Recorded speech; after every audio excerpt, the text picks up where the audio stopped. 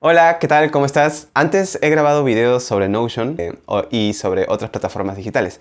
Entonces hoy día quiero explicarte cómo uso Notion para estudiar y practicar inglés. Tengo como 5 usos básicos muy sencillos que hago de Notion y que creo que tú puedes aprovechar si usas esta plataforma y si estás tratando de mejorar tu inglés. Como ves, esta es mi página de inglés. Yo uso Notion para distintos, o sea, yo le doy a Notion distintos usos para un montón de temáticas y necesidades. Algunas de ellas las he explicado en un video que ves por ahí. Entonces, esta es la página que uso para inglés. Mira, lo primero que hago es dividirla en 3 partes. Entonces, esta primera parte lo uso como un recordatorio del propósito por el cual estudio inglés. Entonces pongo ahí, con esta función, pongo por qué estudio inglés, por qué es importante. Y bueno, el primer uso es el calendario semanal. Yo pongo un calendario de lunes a viernes básicamente, en el que coloco las actividades que voy a practicar, ¿no? Y yo tengo durante el día básicamente 3 actividades con las que practico inglés. Que son: la primera es leer en voz alta cuando me levanto, algún libro que estoy leyendo o algún artículo. Luego, alguna conversación con alguien en inglés, quizá con un compañero de idiomas, o bueno, tengo un podcast en el que hago entrevistas en inglés y si me toca una entrevista, la pongo en el calendario. Y luego, por la tarde o noche, cuando salgo a caminar o me estoy bañando, escucho podcasts en inglés. Entonces son 3 básicas actividades que hago durante la mayoría de los días.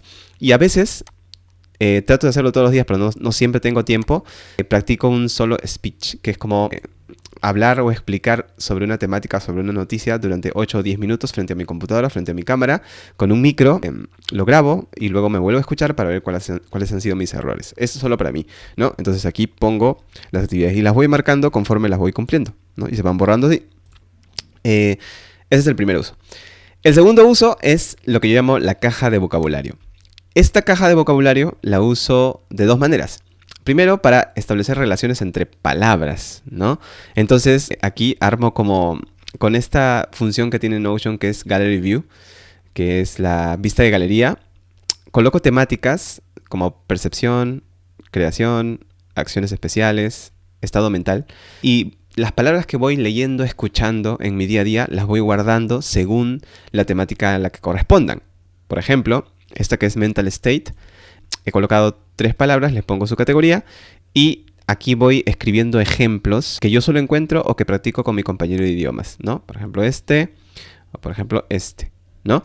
Y así los voy, digamos, rellenando con ejemplos para tener un contexto de lo que significa la palabra. Eso. Luego abajo coloco categorías, en categorías como adjetivos, verbos, collocations, conectores. Palabras que no he podido asignarles una temática y que simplemente las he encontrado por categoría. Por ejemplo, los adjetivos.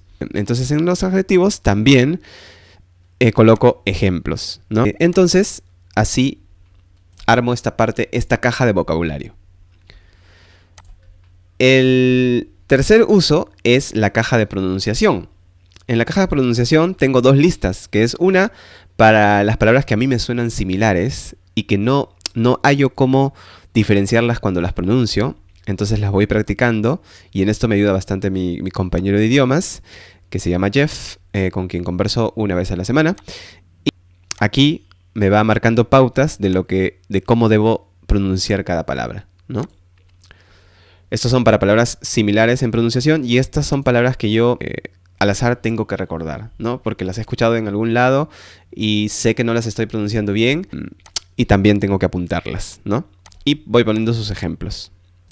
Luego tengo el cuarto uso, que es una galería para colocar los enlaces a videos o audios que estoy viendo, que voy a ver o que me parecen interesantes para escuchar y a partir de los cuales puedo hacer transcripciones de esos audios, ¿no?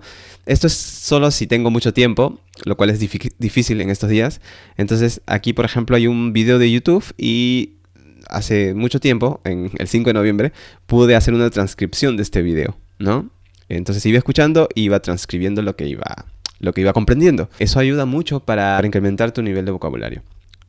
Esto puedes hacerlo con cualquier video, con cualquier audio, podcast, ¿no?